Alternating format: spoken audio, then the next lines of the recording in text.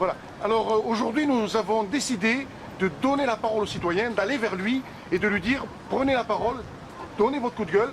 Et vous êtes là, on vous donne la parole, vous donnez votre coup de gueule, dites ce que vous avez à en dire. Alors moi ce que j'ai à dire c'est que je trouve que c'est vraiment d'une grande injustice qu'il y ait de plus en plus de personnes qui soient dans le besoin, dans la misère. Voilà, donc ça c'est mon coup de gueule.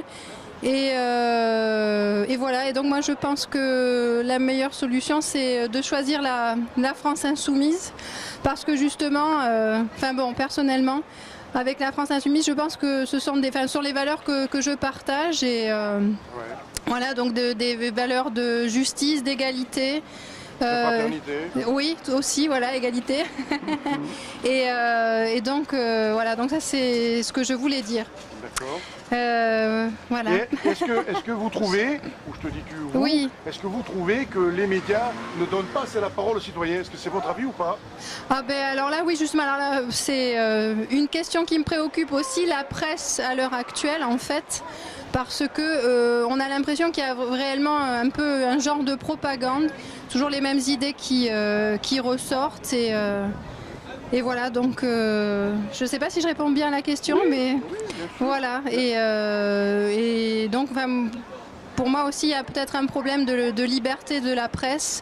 Il y a un gros problème, en fait, il y a des problèmes un peu à tous les niveaux en France, de liberté de la presse, de liberté d'expression.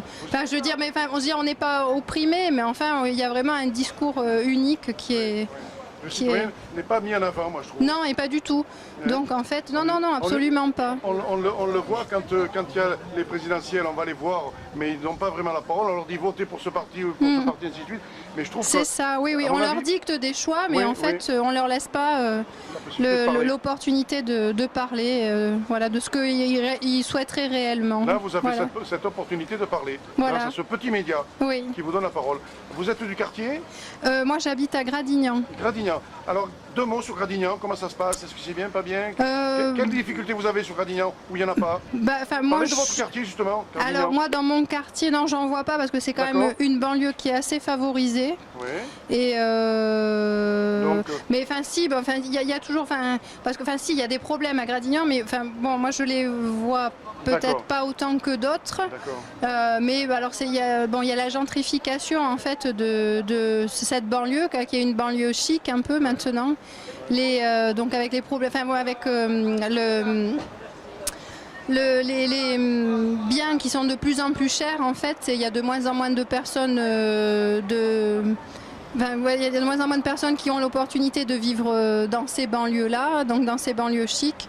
Et voilà, bon, ça c'est un des problèmes en fait. Ce sont des villes qui meurent un petit peu parce que les habitants sont de plus en plus vieux et voilà, donc c'est un peu une ville de la spéculation immobilière. Ah, d'accord. Mais autrement, bon, il y fait bon vivre parce qu'il y a beaucoup de verdure, il y a beaucoup d'espaces verts et voilà. Bon, c'est pas très vivant, mais enfin, c'est pas très vivant, on va dire. D'accord. Mais bon. Voilà. Donc votre coup de gueule, il a été passé, c'est bon, c'est dans la boîte. Et vous vous êtes exprimé en tant que citoyenne. On est heureux de vous donner la parole à vous, citoyens. Merci beaucoup, c'est très gentil. Et puis passez une bonne fin de semaine et puis un bon week-end. Et au plaisir. Je vous remercie. Pareillement, au revoir.